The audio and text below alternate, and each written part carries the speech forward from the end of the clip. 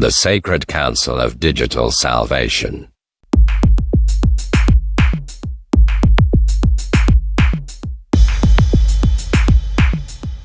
On planet Nexus 7, where 3 moons cast perpetual twilight over crystal spires and floating gardens, the most important meeting of the millennium was about to begin. The Central Neural Hub, a massive structure resembling a giant mechanical lotus, housed the government's AI control center. However, this wasn't a regular administrative session. It was a gathering of the 6 most notorious criminals who had successfully hijacked both the AI systems and governmental power. The meeting room, designed to impress with its holographic displays and neural interfaces, now served as a testament to their corruption. Zark the Deceiver, who had mastered the art of digital forgery, slouched in his hover chair, picking at his sharp teeth with a diamond toothpick. Next to him, Brutus the Simpleton scratched his oversized head, struggling to understand the basic interface controls of his communication panel. At the head of the table sat Magnus the Evil, their self-proclaimed leader, whose red eyes gleamed with malevolent intelligence. Nearby, Vesarius the Sadist polished his collection of ancient torture devices, while pretending to review population control protocols. Braticus the Traitor nervously shifted in his seat, already plotting how to betray everyone present. And finally, Grotesque the Vile occupied 2 seats, his bloated form oozing over the edges as he consumed his 5th breakfast. "Gentlemen," Magnus began, his voice dripping with artificial sophistication, "we've successfully infiltrated the most advanced AI system in the known galaxy. Now, we must discuss how to properly optimize the lives of our dear citizens." Brutus raised his hand, accidentally activating his hover chair's emergency ejection system. After being unceremoniously retrieved from the ceiling, he managed to grunt, "Make everyone stupid like me. That's actually not the worst idea," Zark interjected, his forked tongue flicking between words. "Dumb population equals easy control. I propose we modify the educational AI to teach that 2 + 2 equals whatever we want it to be." Vesarius leaned forward, his surgical implements clinking against each other. "Why not implement mandatory happiness enhancement procedures? Nothing major. Just a little neural readjustment every week. I've designed some fascinating new protocols. Your protocols always end with subjects drooling or worse," Braticus pointed out, while simultaneously sending anonymous tips about the meeting to 3 different rebel groups. Grotesque belched, causing several holographic displays to flicker. "What about the food distribution AI? I say we program it to serve nothing but synthetic gruel. Then we can hoard all the real delicacies for ourselves. You'd eat it all in a day." Zark sneered. "Remember the Great Cake Incident?" The meeting descended into chaos as Grotesque attempted to throw his hover chair at Zark, only to have it stick to his own gravitational field. Brutus clapped enthusiastically, thinking it was entertainment. Magnus slammed his fist on the table, causing the neural interfaces to spark. "Focus. We need to implement systematic control. I suggest we start with the transportation AI." "Oh yes.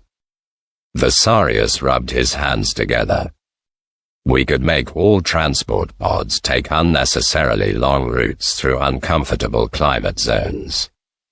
No. You sadistic fool. Magnus growled. Well, program it to randomly exchange destinations.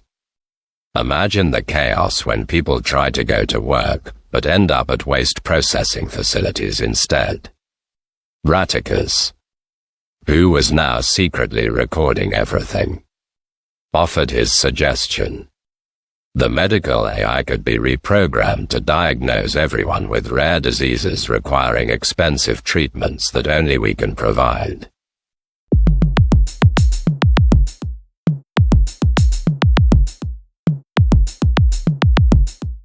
Share this video with a friend who is also afraid of the world AI taking over, but secretly dreams of a happy ending to the story. Like, subscribe, leave a comment, charge our computer with energy. Donation card number under the video and in the channel info.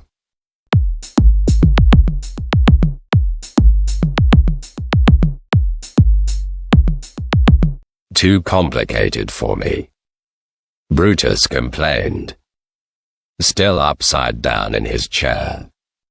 Can't we just make the AI tell everyone to give us their money? That's not how it works. You primitive life form. Zark hissed. We need subtlety. Like reprogramming the entertainment AI to only show propaganda. Starring me as the hero. Nobody wants to see your scaly face everywhere. Grotesque mumbled through a mouthful of synthetic protein bars Head found in his pocket. The dating AI is our best bet. Well, make everyone fall in love with holograms. Then charge premium rates for virtual relationships. The argument escalated again when Vesalius suggested combining the dating AI with his happiness enhancement protocols. Ratticus was busy selling tickets to watch the recording of the meeting to various underground resistance movements. Brutus had somehow managed to program his chair to spin in circles while playing ancient carnival music. Magnus watched his council of criminals devolve into a squabbling mess. The irony wasn't lost on him. Their collective incompetence and internal conflicts were probably the only things preventing them from achieving total control over the population. As the meeting deteriorated further, with Grotesque now stuck to the ceiling alongside Brutus, and Zark trying to sell everyone fake certificates for AI expertise, Magnus realized that their greatest enemy wasn't the population's resistance or the remnants of the legitimate government. It was their own chaotic evil nature. The session ended when the room's AI, confused by the conflicting commands it had received, simply shut down all systems. In the darkness, Vesalius tried to implement some impromptu torture sessions, but only managed to trip over Ratticus, who was attempting to crawl away with stolen data crystals. Grotesque's complaints about missing dinner echoed through the chamber. While Brutus happily announced that he could see in the dark, he couldn't. As emergency lights slowly flickered back to life, Magnus surveyed his team of incompetent villains. Perhaps, he thought, this was why no one had successfully maintained totalitarian control over an AI-driven society before. It wasn't the technology that was flawed, it was the flawed beings trying to control it. All the authorities sat in the neuron hub. From there they ruled the world. They thought artificial intelligence was recycling ideas. The robot, having received the AI commands, implemented what the computer decided to output. and the intelligent machine has long been reworking dangerous thoughts so that the lives of ordinary inhabitants of the planet proceed calmly and happily. Outside the neural hub, life on NEXUS-7 continued largely unchanged. Citizens went about their daily routines, blissfully unaware that their lives weren't being successfully micromanaged by evil overlords solely because said overlords were too busy sabotaging themselves. And somewhere in the vast neural networks, the planet's AI systems continued their operations. Their protocols slightly skewed but functioning, a testament to the fact that sometimes the greatest protection against evil isn't good triumphing over it, but evil's own magnificent capability for self-destruction. The next meeting was scheduled for the following week, though according to Zark's manipulated calendar, Brutus misunderstood timeline, Raticus triple-booked schedule, Vasarius torture-adjusted clock, and Grotesque's meal times. They would all arrive on different days. Magnus didn't bother to correct this. After all, perhaps inefficiency was the true key to their survival as rulers. The less they met, the less damage they could do to their own plans.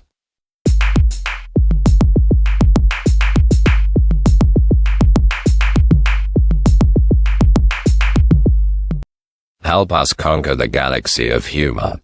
Subscribe, like, leave a comment, share with friends. Donations are welcome. All details are in the description.